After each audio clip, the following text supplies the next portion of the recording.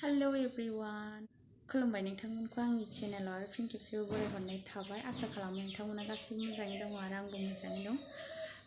आं दिनै भिडिअखौ स्टार्ट खालामसै आरोना ओंख्रिखौ खांना लागोनि नङाबा थाम्फै हाबसिगोन बेलासिबायबो नालाय आयौ नंगौ माथो बिदिब्ला आंनि चेनेलाव जाय गोदान लोगो नोंथांमोन आंनि चेनेलखौ साबस्क्राइब खालामलांदो आरो बेल आइकनखौबो थुनानै गालांदो लोगोसे कमेन्टबो खालामलायदो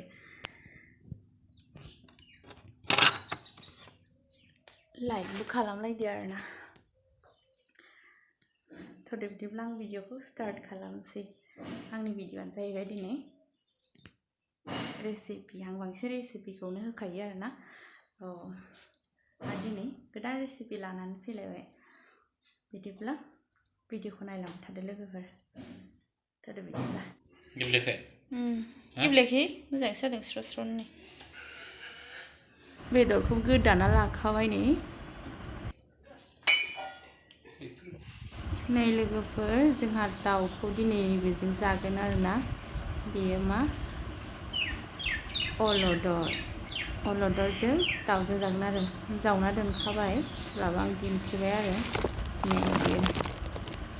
सिगाङाव जावना दोनखाबायमोन बेखौ फुङावनो दा मोनायाव जानोसै आरो बेखौ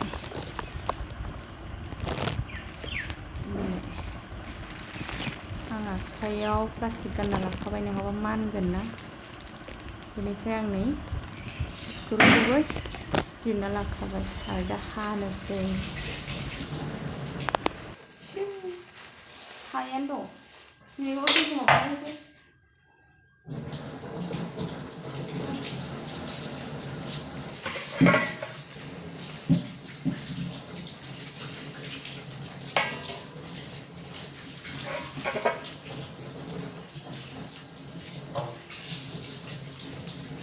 मानिफ्राय लोगोफोर बियो ओंखायनो आं आखाइयाव प्लास्टिक गाननानैसो हाबाय आरोना नै हाखांनानै संख्रि फुननानै दोनसै आरो दसे बियो संख्रि फुननानै दोनबाथाय बिनि दै आरो एसे माबाफोरना बिजल बियो ओंखारजोबो आरोना बेखौ दसे दोननोसै संख्रि फुननानै बेबायदिनो मादिबासो जाबायमोन सामब्राम गुफुर हाइजेंफोरखौ हाना लाखानोसै नै भाजिनिबो नालाय बुरजा लाखाबाय हाना लाखानोसै बेफोरखौ रेडिनो नैबेखौ सामब्राम गुफुर हाइजेंफोरखौ आङो मिक्सियावसो उनना लागोन आरोना बेनिफ्राय नैबेखौ माखासे भाजि खालामगोन नालाय बेखौ हालदै संख्रि गासिबो मस्लाखौ होना लानानै मेरिनेट खालामना दोनग्रोनोसै आरो भाजि एवगोनखौ बेबायदि मोजां लागायखानानै दोनबा ग्रेभिया मोजां जायो आरो जानोबो मोजां जायो आरोना थाव मस्ला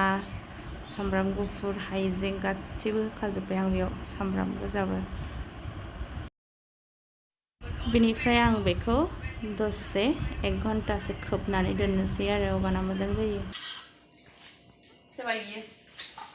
बे भाजि नैबे ओंख्रिनि दा बेखौ एवना लाग्रोनोसै बेखौ सुना लानोसै नै बेयो दैया गबाय नै बेबायदि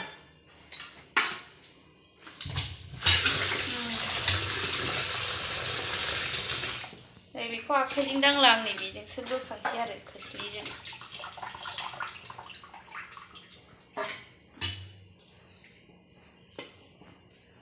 मानगोन ना नङाबा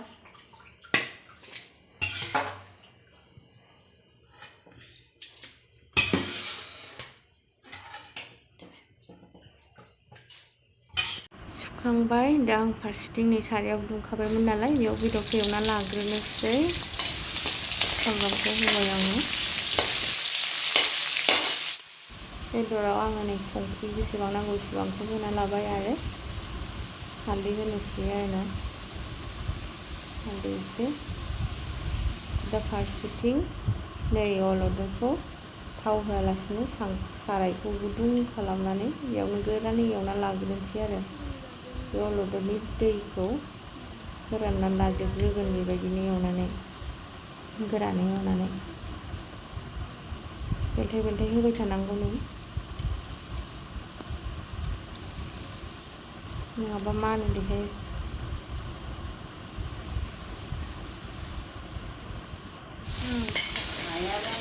बांद्राय अभारबाबो थावाना इदि मैगङा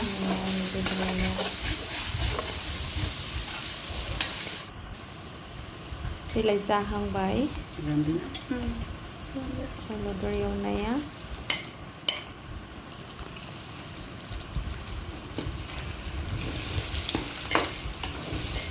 बेदर एवनायाबो जाबायानो बेयाव आङो अलदरखौ हरनोसै आरो बेदर रोंलायलांला नामाहाय देलाय बेदरजों दसे एवफानोसै बेनिफ्राय आङो दै गुदुं फुदुंना लाखादों माथो फैजानो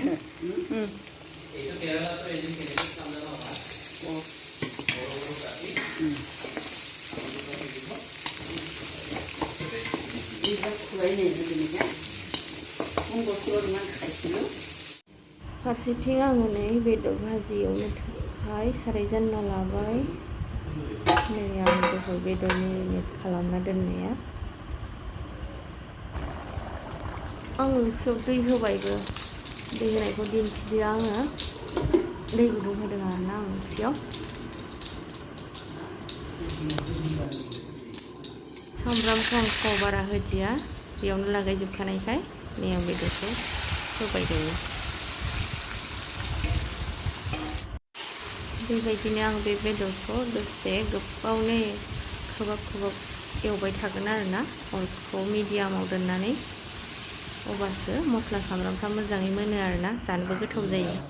फारसेथिं आं नै दालचिनि इलाइचि बेफोरखौ उननानै लाखाबाय आरोना सिलपात्तायाव मोजाङै मिहि मिहिनो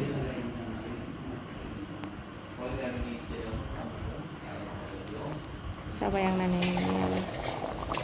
ओंख्रिया नै आंनिया कालारफुल जाथारदों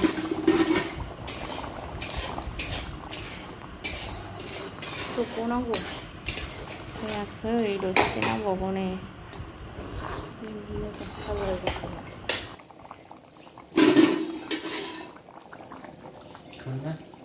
बे मस्लाखौ आङो ओंख्रियाव एसे भाजियाव एसे होगोन आरो नै ओंख्रियाव एसे होना लानोसै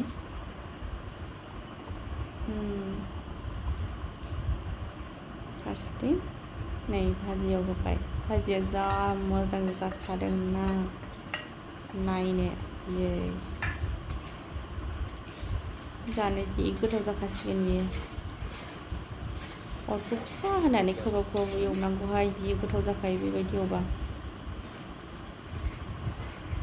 ओंख्रिखौबो दसे गोदौ होबावनोसै अब्लानो जाबाय नै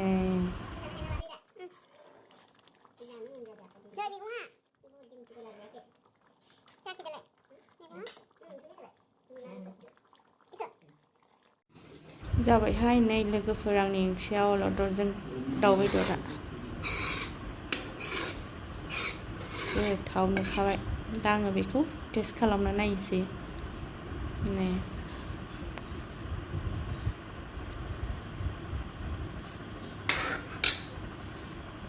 खोबना दोननोसै फारसेथिं बेदरा नैलाय भाजिया जाबाय बेबो गोथाव मोननायखाय आरो जाबावनायसाहां खनसेबाव जि गोथाव जाखादों ओंख्रिया जाबावनोसै बेलाय बेदर लालायबावबाय आं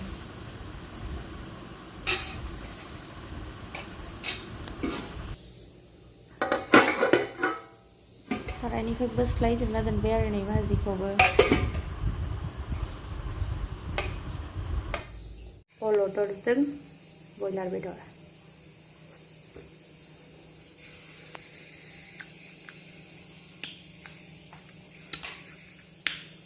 जा गोथाव जाखादों लोगोफोर